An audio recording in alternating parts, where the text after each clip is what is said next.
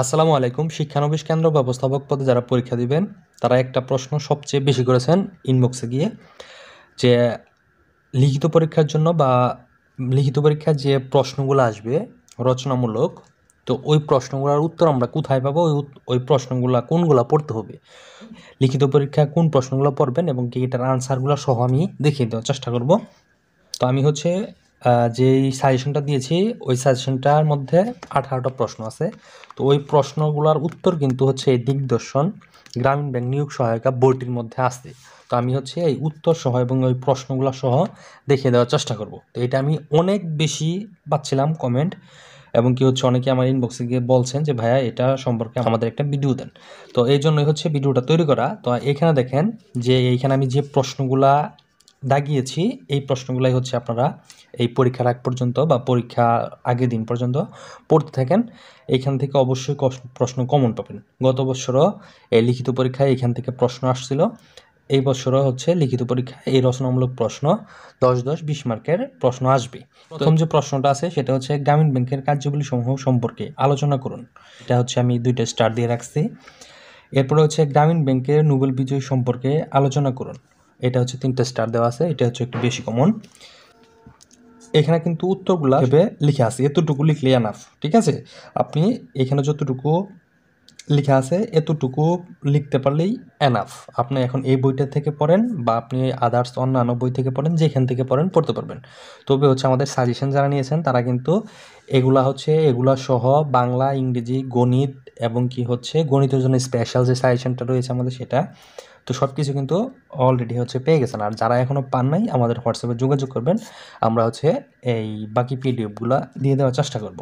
তো এরপরে দেখেন যে এখানে বলা আছে গ্রামীণ ব্যাংক প্রকল্পের যাত্রা শুরুকাল সম্পর্কে আলোচনা করুন। এটা 3টা স্টার দেওয়া আছে। তারপরের প্রশ্ন, গ্রামীণ ব্যাংক কি? খুবই গুরুত্বপূর্ণ একটা প্রশ্ন। এটা হচ্ছে আপনারা একটু দেখে যাওয়ার চেষ্টা করবেন, উত্তরটা হচ্ছে এখানে আছে। তো আমাদের এই সাজেশন বইয়ের পিডিএফ যারা নিয়েছেন তারা কিন্তু হচ্ছে এই উত্তরগুলো অনেকেই খুঁজে পান নাই, আমাকে ইনবক্সে গিয়ে জিজ্ঞেস করছেন ভাই উত্তরগুলো কোথায়, আনসার কোথায়। আপনাদের আমি বলবো পিডিএফটা ওপেন করেন, বইয়ের হচ্ছে 40 নম্বর পেজে যান, দেখেন ওইখানে আনসারগুলো সুন্দর করে দেওয়া আছে। এরপরে দেখেন যে গ্রামীণ ব্যাংকের উদ্দেশ্যসমূহ কি কি, এটা হচ্ছে এই প্রশ্নটা আমি দিয়েছি সাজেশনে, আপনারা একটু পড়বেন। তারপরের প্রশ্ন, গ্রামীণ ব্যাংকের লক্ষ্য বৈশিষ্ট্য কি কি আলোচনা করুন। তো এরপরের প্রশ্ন, গ্রামীণ ব্যাংক সম্পর্কে বিস্তারিত আলোচনা করুন। প্রশ্নটা খুবই গুরুত্বপূর্ণ, আসার মতো একটা প্রশ্ন, ভালো করে দেখে যাবেন। এরপরের যে প্রশ্নটা আছে যে গ্রামীণ ব্যাংক সম্পর্কে আলোচনা করুন, তো এই প্রশ্নটা হচ্ছে আপনারা একটু ভালো করে দেখবেন। এরপরের প্রশ্ন যে গ্রামীণ ব্যাংকের পরিচালনা ও ব্যবস্থাপনা সম্পর্কে আলোচনা করুন। প্রশ্নটা আমি একটা স্টার দিয়ে রাখছি, একটু কম কমন। এরপরের প্রশ্ন, গ্রামীণ ব্যাংকের গুরুত্ব কার্যগুলি সম্পর্কে আলোচনা করুন। এই প্রশ্নটা খুবই গুরুত্বপূর্ণ, ভেরি ভেরি ইম্পর্টেন্ট, চাইলে আপনারা একটু দেখে নিতে পারেন। এরপরের প্রশ্ন, গ্রামীণ ব্যাংকের বৈশিষ্ট্য সম্পর্কে বিস্তারিত আলোচনা করুন। এখানে দেখেন যে 5টা পয়েন্ট দেওয়া আছে মোটামুটি। তো পয়েন্টগুলো হচ্ছে আপনারা একটু দেখে যাওয়ার চেষ্টা করবেন। এই প্রশ্নগুলো 6টা পয়েন্ট দেওয়া আছে, পয়েন্টগুলো হচ্ছে মনে রাখার চেষ্টা করবেন। তো এখানে হচ্ছে যারা পরীক্ষা দেবেন তাদের আমি একটা কথা বলতে চাই, প্রশ্ন খুব একটা আহামরি কঠিন হবে না, মোটামুটি সামঞ্জস্যভাবে লিখতে পারলে, এখানে আনসার ভালো করতে পারলে আপনার অবশ্যই রেজাল্ট আসবে। বিশেষ করে হচ্ছে ইংলিশ এবং কি হচ্ছে গণিতটা যদি ভালো করতে পারেন এবং কি হচ্ছে ফোকাস রাইটিংটা ভালো করলে হয় রেজাল্ট আসবে। এরপরের প্রশ্ন যে গ্রামীণ ব্যাংকের ক্ষুদ্র ঋণ প্রকল্পের সম্পর্কে বিশদভাবে আলোচনা করুন। এই প্রশ্নটাও গুরুত্বপূর্ণ, একটু দেখার চেষ্টা করবেন। তারপরের প্রশ্ন, গ্রামীণ ব্যাংকের অগ্রগতি ও তার কারণ সম্পর্কে আলোচনা করুন। এটা হচ্ছে গুরুত্বপূর্ণ একটা প্রশ্ন, দেখার চেষ্টা করবেন। এরপরের প্রশ্ন, গ্রামীণ ব্যাংকের অগ্রগতি ও সাফল্যের কারণসমূহ সম্পর্কে লিখুন। এই প্রশ্নটা হচ্ছে একটু দেখবেন, 3টে স্টার দেওয়া আছে। প্রশ্নগুলো গুরুত্বপূর্ণ, এখানে যে কয়েকটা প্রশ্ন দেওয়া আছে মোটামুটি আসার মতো প্রশ্ন। এগুলো গ্রামীণ ব্যাংক এবং ডক্টর ইউনূস রিলেটেড, এবং যেটাকে বলা হয় অর্থনৈতিক সমীক্ষায় এই প্রশ্নগুলো লিখা।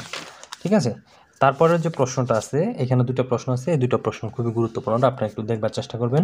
সেটা হচ্ছে অধ্যাপক ডক্টর ইউনূস গ্রামীণ ব্যাংকের উন্নয়নমূলক কর্মকাণ্ডের সাথে জড়িত থাকা সত্ত্বেও তার ধারণাটি নানাভাবে সমালোচিত হয়েছে, তার কারণগুলো সম্পর্কে আলোচনা করুন। এই প্রশ্নটা একটু ভালো করে দেখবেন, এটা একটু বেশি কমন। এরপরে যে প্রশ্নটা আছে এই প্রশ্নটা দেখবেন, বাংলাদেশের আর্থসামাজিক অবস্থা উন্নয়নে গ্রামীণ ব্যাংকের ভূমিকা সম্পর্কে লিখুন। তো এখানে যদি দুইটা প্রশ্ন, এই দুইটা প্রশ্ন একটু দেখে যাওয়ার চেষ্টা করবেন ভালো করে। তো এখানে মোট যে কয়েকটা প্রশ্ন আছে সব কয়েকটা প্রশ্ন গুরুত্বপূর্ণ। তো তারপরে হচ্ছে দুইটা এবং একটা স্টারওয়ালা যে প্রশ্নগুলো আছে এটা একটু আপনি পরের দিকে পড়ার চেষ্টা করেন। 3টে স্টারওয়ালা যে প্রশ্নগুলো আছে এগুলো হচ্ছে আপনারা একটু আগে পড়ার চেষ্টা করেন। তো এছাড়া হচ্ছে আরও কয়েকটা প্রশ্ন আমি হচ্ছে আপনাদের জন্য দিয়েছি, আসলে এই ধরনের বা এই প্রশ্নগুলোও আসতে পারে।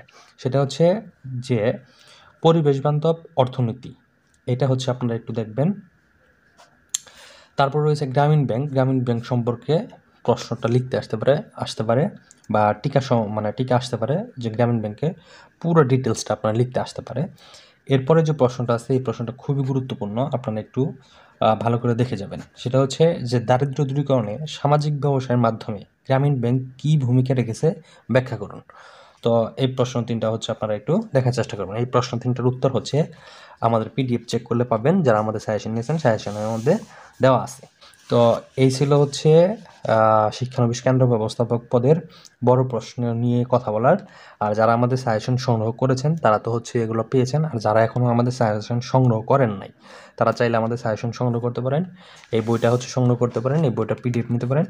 এবং কি হচ্ছে এই বইটা থেকে কি পড়বেন, যেমন হচ্ছে ইংলিশ থেকে আপনি কি পড়বেন, এই যে আমি এখানে কিন্তু অন্য আরেকটা ভিডিওতে এই পুরো বইটা আমি দেখিয়ে দেওয়ার চেষ্টা করেছি আসলে কি পড়তে হবে, মানে কোন টপিক থেকে কি পড়তে হবে। তো এটা হচ্ছে বলা ছিল। আর সর্বশেষ যেটা বলবো সেটা হচ্ছে যে শিক্ষানবিশ কেন্দ্র ব্যবস্থাপক পদের পরীক্ষা শেষ হলে কিন্তু শিক্ষানবিশ অফিসার পদের পরীক্ষা শুরু হবে। আর এই শিক্ষানবিশ অফিসার পদের পরীক্ষার জন্য আমাদের সাজেশন রয়েছে, আপনারা সেটা সংগ্রহ করতে পারেন। এখানে শিক্ষানবিশ কেন্দ্র ব্যবস্থাপকদের প্রশ্ন আর শিক্ষানবিশ অফিসারের প্রশ্ন কিন্তু সেম না। শিক্ষানবিশ অফিসারের প্রশ্ন কিন্তু এই কেন্দ্র ব্যবস্থাপক পরীক্ষার প্রশ্ন থেকে টোটালি আলাদা, এবং কি ওইটার প্রশ্নটা একটু স্ট্যান্ডার্ড মানের, যেটাকে বলা হয় একটু হার্ড টাইপের। তো চাইলে হচ্ছে আপনারা আমাদের ওই পিডিএফগুলো সংগ্রহ করতে পারেন, এই বইটা সংগ্রহ করতেন, বইয়ের পিডিএফ নিতে পারেন। এবং কি হচ্ছে আমাদের যে গণিত, বাংলা, ইংরেজি আলাদা সাজেশন রয়েছে সেই সাজেশনগুলো সংগ্রহ করতে পারেন এই বইয়ের পিডিএফ সহ। তো সবাই ভালো থাকেন, সুস্থ থাকেন, আল্লাহ হাফেজ।